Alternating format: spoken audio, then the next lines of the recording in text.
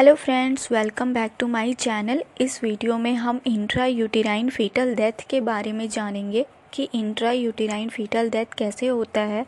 तो सबसे पहले हम मेन डिफिनीशन देखते हैं, इंट्रो देखते हैं इसका।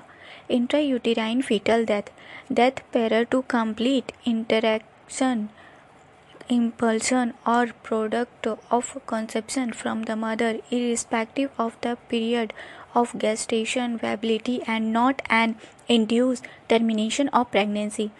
दैट मीन जैसे कि हम अगर कोई लेडी प्रेग्नेंट है और वो टर्मिनेशन नहीं करवाती है, मतलब एबॉर्शन नहीं करवाती है, लेकिन वह इंट्रा यूटेराइन फीटल में मतलब यूट्रस में फीटस का किसी भी इरिस्पेक्टिव तरीके से डेथ हो जाता है एट वो एक्सपोल आउट हो जाता है सर्विक्स के डायलेशन होने के वजह से और वो डेथ फीटस बाहर आ जाता है, इससे कहते हैं इंट्रा यूटेराइन फीटल डेथ। ये क्या होता है कि हमारा जो बेबी डेथ होता है before the complete of gestation age, जो गेस्टेशनल पीरियड होता है 37 to 40 वीक्स का, उससे पहले फीटस मदर के यूट्रस में ही डेथ हो जाता है, जिसे हम इंट्रा यूटेराइन फीटल डेथ कहते हैं। नेक्स्ट है क्लासिफिकेशन। इसकी मेनली 2 क्लासिफिकेशन है। फर्स्ट, अर्ली क्लासिफिकेशन, जब मदर प्रेग्नेंट होती है तो 20 to 27 वीक्स में ही इंट्रा यूटेराइन फीटल डेथ हो जाता है। और नेक्स्ट है लेट, आफ्टर द डेथ, मतलब 27 वीक में ही फीटल का डेथ होता है, तो ये late intra uterine fetal death कहलाता है। सेकेंड क्लासिफिकेशन है macerated stillborn, that means कि that has happen much before the delivery process, मतलब उसका डिलीवरी प्रोसेस नहीं है, जब उसका delivery pain stage labour pain जो होता है वो स्टार्ट नहीं हुआ है, उससे पहले before the week some week क्या होता है कि फीटल डेथ हो जाता है, तो इससे हम macerated stillborn intra uterine fetal death कहते हैं। फिर हम फ्रेश स्टील बोन, जब हमारा डेथ और बर्थ बहुत क्लोज रहता है उसी टाइम फीटल डेथ तो हो जाता है।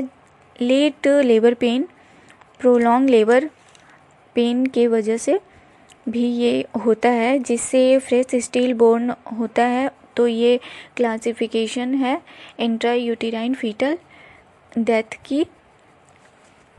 नेक्स्ट है कॉजेस, किस किस वजह से इंट्रा यूटेराइन फीटल डेथ होता है। फीटल में देखते हैं कि फीटल में क्या क्या एबनॉर्मलिटीज़ है, कॉन्जेनाइटल एबनॉर्मलिटीज़ है, एनी कॉन्जेनाइटल एबनॉर्मलिटीज़ या जीन मोटेशन जिसकी वजह से फीटल डिमाइज हो जाता है। फिर है क्रोमोजोमल एबनॉर्मलिटीज़। क्रोमोजोमल एबनॉर्मलिटीज़ मतलब क्रोमोजोमल का अबनॉर्मल होना, इसकी वजह से भी फीटल डिमाइज होता है। फिर है ग्रोथ रिटार्डेशन, जो फीटल को प्रॉपर न्यूट्रिशन सप्लीमेंट नहीं मिलेगा मदर से, तो इससे भी ग्रोथ रिटार्डेट हो जाती है और फीटल डेथ कर जाता है।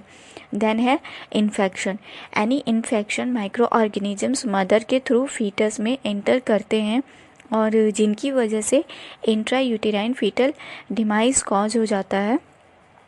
प्लेसेंटल में इम्प्रॉपर प्लेसेंटेशन में जो प्लेसेंटा होता है उसका जो एंडोमेट्रियम में जो एम्बेडेड होता है, तो वो इस केस में वो एम्बेडेड हो जाएगा, तो या तो लोअर सेगमेंट में एम्बेडेड हो जाएगा या तो पूरा सर्विक्स को घेर लेगा, जिससे प्लेसेंटा प्रीविया होता है या एब्रोसन प्लेसेंटा होता है, तो इससे इम्प्रॉपर प्लेसेंटेशन कहते हैं। इसकी वजह से भी इंट्रा यूटेराइन फीटल डेथ होता है। देन है प्लेसेंटल डिसफंक्शन, जब प्लेसेंटा का प्रॉपर फंक्शन नहीं होगा, सप्लाई न्यूट्रिएंट्स फीटस तक नहीं पहुंच पाएगा, तो इसकी वजह से भी डेथ होता है। देन है प्लेसेंटल एब्रप्शन, प्लेसेंटा अपने एंडोमेट्रियम लेयर में एम्बेडेड होता है, लेकिन प्लेसेंटल एब्रप्शन में वो एम्बेडेड वो उसके अलग होने लगता है, मतलब उससे अलग होने लगता है, इंडोमेट्रियम लेयर से अलग होने लगता है, तो इसकी वजह से इससे न्यूट्रिशन नहीं मिल पाता है और इस वजह से इंट्रायूटेराइन फीटल डेथ होता है। देन है antepartum haemorrhage. During pregnancy after 27 weeks antepartum haemorrhage pregnant lady के सर्विक्स से ब्लड आने लगता है। इसकी वजह से भी इंट्रायूटेराइन फीटल डिमाइज कॉज होता है। एंटीपेरेटियम हेमरेज समटाइम प्लेसेंटा प्रेविया के वजह से या तो एब्रेप्सिया की वजह से कॉज होता है। फिर है twins to twins transfusion syndromes. Twins to twins जो ट्रांसफ्यूजन सिंड्रोम के वो जो होता है कि ट्विंस जो होता है वो एक ही प्लेसेंटा से अटैच होता है और ट्विंस के ही प्लेसेंटा से अटैच दोनों एक ही प्लेसेंटा होता है जो दोनों ट्विंस से अटैच होता है, जिसके कारण प्रॉपरली न्यूट्रिएंट्स नहीं मिल पाता है और वो फ्लूइड की जो फ्लूइड नीड है, उसकी नीड होती है, फ्लूइड की नीड है, वो दोनों प्लेसेंटल को में ट्रांसफॉर्म होगी, लेकिन इससे some time proper nutrition supplement transfer नहीं होता है, तो इसकी वजह से भी इंट्रायूटेराइन फीटल डिमेरिश होता है। फिर है प्लेसेंटल इनसफिशिएंसी, मतलब प्लेसेंटा को भी उतना न्यूट्रिएंट्स नहीं मिल रहा है कि फीटस तक प्रोवाइड करे या उसको ब्लड प्रोवाइड करे, इससे भी प्लेसेंटल इनसफिशिएंसी डिमाइस कॉज होता है। नेक्स्ट है मैटरनल फैक्टर, मतलब कि किस किस वजह से इंट्रायूटेराइन फीटल डिमाइस होता है। तो हाइपरपेरेक्सिया, मतलब अगर मदर को बहुत ज़्यादा हाई फीवर है, इस वजह से भी फीटल अफेक्ट होता है और फीटल डिमाइस कॉज होता है। फिर है थ्रोम्बोफिलियास में ब्लड क्लॉटिंग फैक्टर लीड होती है और जिससे कि ब्लड क्लॉट होने लगता है, प्लेसेंटा में प्रॉपर ब्लड सप्लाई नहीं होगा फीटस में और इस वजह से इंट्रायूटेराइन फीटल डिमाइस कॉज होगा। देन है मैटरनल इलनेस, मदर को किस तरह की बीमारी है, डायबिटीज़ है या फिर कोई इन्फेक्शन कॉज कर लिया है, जैसे कि मलेरिया, टाइफाइड, इन्फ्लुएंजा, ट्रोपोप्लाज्म, ये सारे अगर इलनेस है मदर को, तो इस वजह से भी इंट्रायूटेराइन फीटल डिमाइस कॉज होता है। देन है एंटीफॉस्फोलिपिड सिंड्रोम।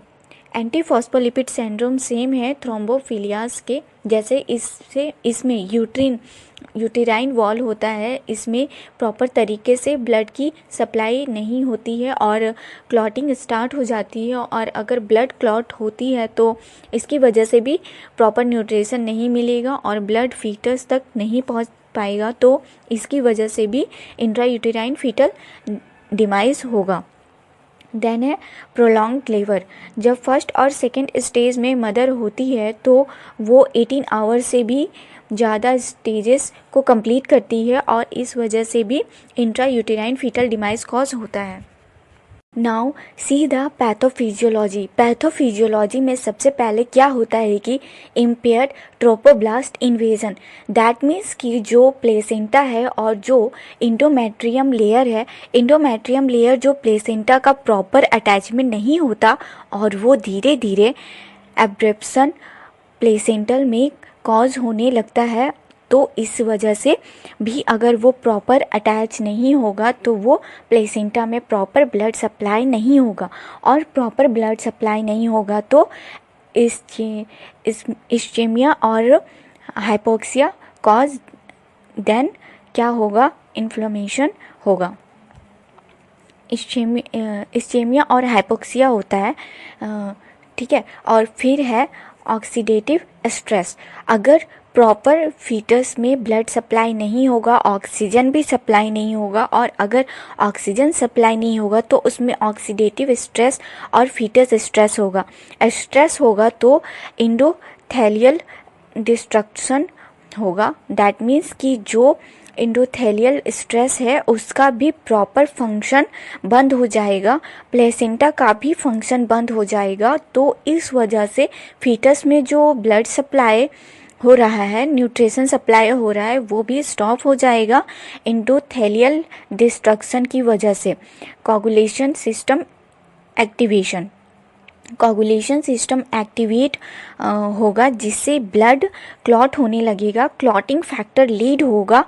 तो क्या होगा कि एब्रप्शन प्लेसेंटा या इंट्रा यूटेरिन ब्लीडिंग स्टार्ट हो जाएगा, एंटीपेरिटोन हेमरेज, और इसकी वजह से बेबी स्टिल बॉर्न होगा और डेथ ऑफ द फीटस हो जाएगा, मतलब इंट्रा यूटेरिन फीटर डैमेज होगा।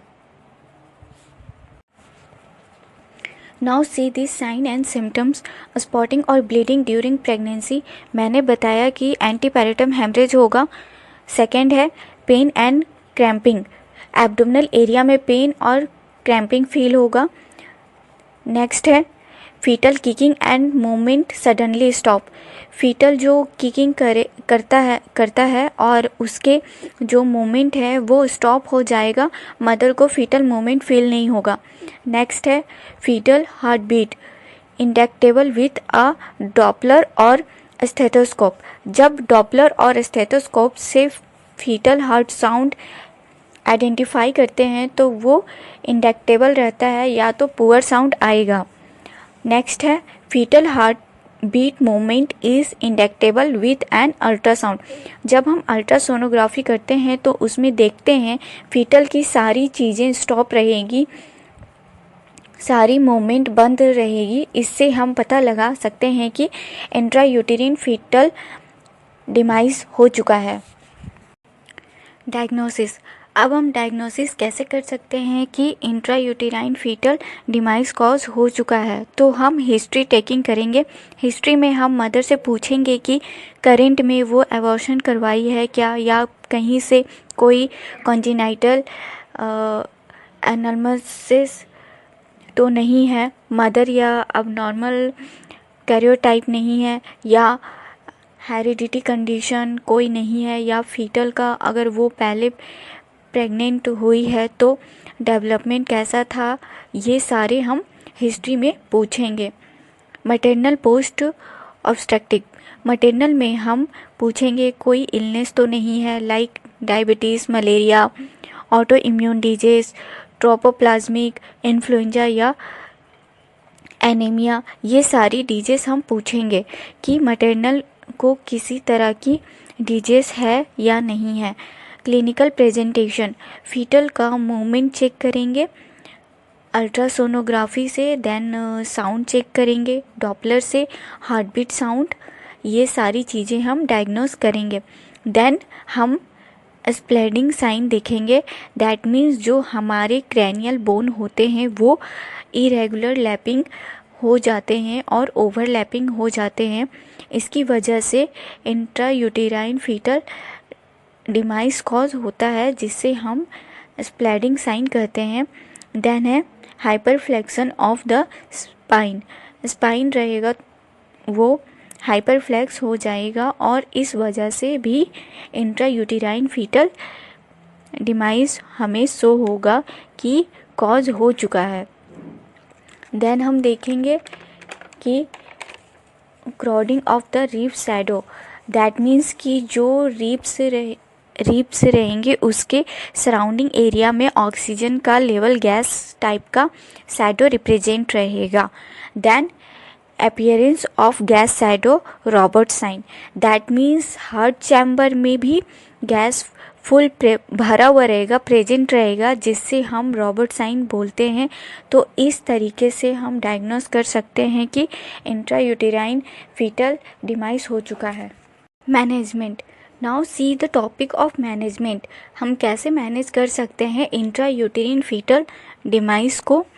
Management are divided into 2 parts, refractory cases of early delivery is indicated, second spontaneous expulsion within 10 to 14 days, spontaneous expulsion start हो जाता है, bleeding start हो जाता है एंटीपेरेटम हेमरेज स्टार्ट हो गया है। और सम टाइम क्या होता है कि जो फीटल रहता है, प्रोडक्ट ऑफ कॉन्सेप्शंस होता है, सेल्फ से ही एक्सपोल आउट हो जाता है हमारे सर्विक्स वजाइना से। नेक्स्ट हम देखते हैं कि refractory cases of early delivery is indicated before 27 weeks या बिफोर 37 वीक्स। जब वो इंडिकेट होता है या फील होता है या एंगेजमेंट प्रेजेंट हो जाता है, सर्विक्स पूरी तरह से डायलेट होता है, तो इस केस में हम क्या करते हैं कि ये क्यों लीड होता है किसी भी इन्फेक्शन से, या जो फेब्रोजन लेवल है तो लेवल हो गया है, वो लेवल हो गया है, तो इस वजह से भी अदर साइड में हम देखते हैं कि infection falling fibrinogen level retain more than 10 to 2 weeks. ये होता है कि after the complete gestational stage में हम हॉस्पिटलाइजेशन करते हैं पेशेंट को। Then medical induction of labour, that means हम उससे मेडिसिन प्रोवाइड करेंगे लेबर पेन के लिए। सर्विक्स फेवरेबल है तो हम ऑक्सीटोसिन इन्फ्यूज़ करेंगे मदर में। अगर ऑक्सीटोसिन फेल हो गया है तो हम रिपीट ऑक्सीटोसिन देंगे और वजाइनल सप्लीमेंट देंगे, लाइक मीजोप्रोस्टल हो गया, मेफिप्रोस्टल हो गया। आफ्टर दैट डिलीवरी प्रोसेस और इंट्रायूटेरिन फीटल डैमेज अगर कॉजेस हो जाता है, स्टील बोर्न होगा। तो नेक्स्ट है सर्विक्स नॉट फेवरेबल। अगर सर्विक्स फेवरेबल नहीं होगा, सर्विक्स से डायलेट नहीं है, 10 सेंटीमीटर डायलेट होता है, जो सर्विक्स 10 सेंटीमीटर डायलेट होता है वो सर्विक्स डायलेट नहीं हुआ रहेगा, तो तब कॉम्बिनेशन ऑफ मेफिप्रेस्टोन ऑरली देंगे और मीजोप्रोस्टल वजाइनल देंगे, और PGE1 प्रोस्टाग्लैंडोन E1 वजाइनल पर आवरली देंगे, और PGE2 प्रोस्टाग्लैंडोन E2 जेल इंट्रासर्वाइकल देंगे, और PGE1 टैबलेट भी देंगे vaginal. Repeat 6 to 8 hourly repeat करते रहेंगे हम लोग। अगर ये चीज़ें देने के बाद भी वजाइनल डायलेट नहीं होता और ये भी फेल हो गया, तो हम सप्लीमेंटेशन विथ ऑक्सीटोसिन इन्फ्यूज़ करेंगे, देन डिलीवरी हो जाएगी। स्टील बोर्न होगा आफ्टर द इवॉल्वेट। उसके बाद हम लोग इवॉल्वेट करेंगे, बेबी बोर्न हुआ है, स्टील बोर्न हुआ है, बर्थ हुआ है, वो किस वजह से हुआ है, प्लेसेंटल एब्रप्शन की वजह से हुआ है कि प्लेसेंटल प्रीविया की वजह से हुआ है, या मदर में किसी तरह का प्रॉब्लम था। तो ये सारी चीज़ें हम इवॉल्वेट करेंगे, देन प्रिवेंटमेंट मैनेजमेंट करेंगे, देन मदर को हम साइकोलॉजिकल सपोर्ट प्रोवाइड करेंगे। इस तरह से हम मैनेजमेंट कर सकते हैं, हम इंट्रा यूटेरिन फीटल डैमेज कर सकते हैं।